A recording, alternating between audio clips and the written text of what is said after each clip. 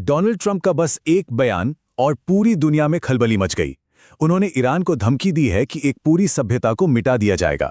उन्होंने कहा, आज रात एक पूरी सभ्यता खत्म हो जाएगी। अब सवाल यह है कि क्या ये सिर्फ खोखले शब्द हैं या इसके पीछे कोई बहुत बड़ी जियोपॉलिटिकल स्ट्रैटेजी छुपी हुई है। आइए आज इसी गुत्थी को सुलझाते हैं। जरा इन शब्दों पर गौर कीजिए। आज रात एक पूरी सभ्यता खत्म हो जाएगी। नहीं, ये किसी फिल्म का डायलॉग नहीं है। ये डोनाल्ड ट्रंप का ट्रुथ सोशल पर किया गया एक असली पोस्ट है। एक ऐसा पोस्ट जिसने वॉशिंगटन से लेकर तेहरान तक समझिए हर जगह सनसनी फैला दी। तो यही वो सबसे बड़ा सवाल है जिसके चारों तरफ आज पूरी बहस घूम रही है कि क्या ये एक सच्ची धमकी है या फिर एक बहुत ही शातिर स्ट्रेटेजिक ब्लफ, जिसका असली मकसद ईरान को बातचीत की मेज पर झुकाना है। चलिए इस पूरे दांवपेच को जरा परत दर परत खोल कर देखते हैं। इसको नाम दिया जा रहा है द मिडनाइट अल्टीमेटम। आखिर ऐसा क्या कह दिया गया था उस पोस्ट में जिसने सच में पूरी दुनिया की नींद उड़ा दी। देखिए, सुबह के 7:06 पर ट्रूथ सोशल पर एक पोस्ट आता है और इसमें दो ऐसी बातें थीं जो एक दूसरे से बिल्कुल ही मेल नहीं खाती। एक तरफ तो एक पूरी की पूरी सभ्यता को मिटाने का ऐलान किया जा रहा है और वहीं दूसरी तरफ ये दावा भी है कि ईरान में तो टोटल रिजीम चेंज यानी सत्ता परिवर्तन हो भी चुका है। मतलब ये कैसा विरोधाभास है। तो चलिए अब इस धमकी के असली मतलब को डिकोड करने की कोशिश करते हैं। आखिर इतनी ज्यादा कठोर भाषा के पीछे क्या संकेत छिपे हो सकते हैं। देखिए, जियोपॉलिटिक्स की दुनिया में एक टर्म है स्ट्रैटेजिक सिग्नलिंग। इसका मतलब होता है अपने दुश्मन को बिना सीधी लड़ाई के अपनी ताकत और अपने इरादों का सिग्नल देना। मतलब आप शब्दों और एक्शन से एक मैसेज भेजते हैं कि देखो हम ये कर सकते हैं। अब जो एक्सपर्ट्स हैं वो इस धमकी के मोटे तौर पर दो मतलब निकाल रहे हैं।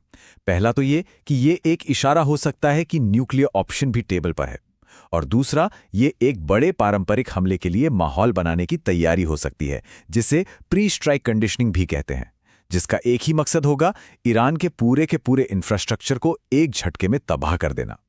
अब बात करते हैं ट्रंप के दोहरे संदेश की। इस पूरी स्ट्रैटेजी की जो जान है ना, वो इसी विरोधाभास में छिपी है, जिसे बहुत सोच समझकर तैयार किया गया है। अब जरा इस बात को समझिए, ये बहुत दिलचस्प है। एक ही सांस में वो कहते हैं कि एक पूरी सभ्यता आज रात खत्म हो जाएगी, और फिर अगले ही पल लिखते हैं, ईरान के महान लोगों पर ईश्वर की कृपा हो। ये classic good cop bad cop वाली चाल है। मतलब ईरानी हुकूमत को डराओ और साथ ही वहां के लोगों को ये मैसेज दो कि हमारी लड़ाई आपसे नहीं, आपके नेताओं से है। ट्रंप की इस खास स्ट्रैटेजी को ब्रिंकमैनशिप विद फ्लेक्सिबिलिटी कहा जाता है, और इसे समझने का सबसे आसान तरीका है पेंसिल और इरेजर वाली बात। देखिए, पहला स्टेप, पेंसिल से एक डेडलाइन लिख दो जिससे एक संकट की स्थिति बन जाए। दूसरा स्टेप, आखिरी मौके पर अपने विरोधी से मोल भाव करके कुछ छूट मांगो। और तीसरा स्टेप, अगर बात न बने तो बस इरेजर से पुरानी डेडलाइन मिटाओ और एक नई लिख दो। इससे होता क्या है कि दबाव तो बना रहता है लेकिन लड़ाई टल जाती है। तो ठीक है, ये तो हुई ट्रंप की चाल। लेकिन अब सवाल ये उठता है कि तेहरान इस हाई स्टेक्स गेम को आखिर खेल कैसे रहा है। ईरान का जवाब क्या है इस पर? ईरान की जो स्ट्रैटेजी है उसे एक शब्द में कह सकते हैं स्ट्रेटेजिक पेशेंस, यानी रणनीतिक धैर्य। ये कला है दबाव झेलने की, मुश्किलों को सहते रहने की। ईरान का ये मानना है कि वो अपने विरोधी की आक्रामक चालों के सामने ज्यादा देर तक टिक सकता है। देखिए, एक बात साफ है, ईरान का पहला मकसद लड़ाई छेड़ना बिल्कुल नहीं है। उनका असली गोल है किसी भी तरह अपनी हुकूमत को बचाए रखना, और इसके लिए वो थोड़ा बहुत नुकसान झेलने को भी तैयार हैं, बस ये देखने के लिए कि क्या अमेरिका अंतर्राष्ट्रीय और घरेलू दबाव में आकर पीछे हटता है या नहीं। और जवाब देने के लिए ईरान के पास अपनी एक पूरी अलग प्लेबुक है। वो सीधे सीधे नहीं लड़ते, बल्कि दूसरे तरीकों का इस्तेमाल करते हैं, जैसे कि अमेरिकी ठिकानों पर मिसाइल या ड्रोन से हमला करना, मिडिल ईस्ट में अपने प्रॉक्सी गुटों को एक्टिवेट कर देना, तेल के टैंकरों को परेशान करना, रेड सी जैसे जरूरी समुद्री रास्तों में माइंस बिछा देना, या फिर सऊदी और यूएई की तेल रिफाइनरियों पर हमला कर देना। तो अब असली सवाल, आगे क्या होगा? वो कौन से ऐसे फ्लैश पॉइंट्स हैं, वो कौन सी ऐसी नाजुक जगह हैं जहां एक छोटी सी चिंगारी भी बहुत बड़ी आग लगा सकती है? इनमें से एक सबसे बड़ा और सबसे खतरनाक फ्लैश पॉइंट है ईरान का बुशहर न्यूक्लियर प्लांट।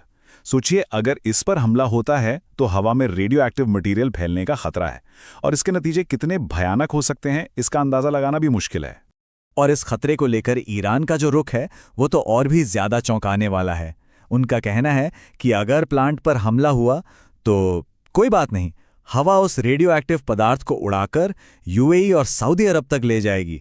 मतलब वो अपने ऊपर हुए एक हमले को भी अपने पड़ोसियों के खिलाफ एक हथियार की तरह इस्तेमाल करने की बात कर रहे हैं। हालांकि ज्यादातर एक्सपर्ट्स ये मानते हैं कि न्यूक्लियर हथियारों का इस्तेमाल होने की संभावना लगभग ना के बराबर है, लेकिन वो ये भी जोड़ते हैं कि डोनाल्ड ट्रंप के बारे में कुछ भी पक्के तौर पर कहना बहुत मुश्किल है। उनका अगला कदम क्या होगा ये कोई नहीं जानता। वो हमेशा से ही बहुत अनप्रिडिक्टेबल रहे हैं। तो धमकियों, रणनीतियों और इन सारे दाव पेच के बीच इस हाई स्टेक्स गेम में आखिर पहले पलकें कौन झुकाएगा?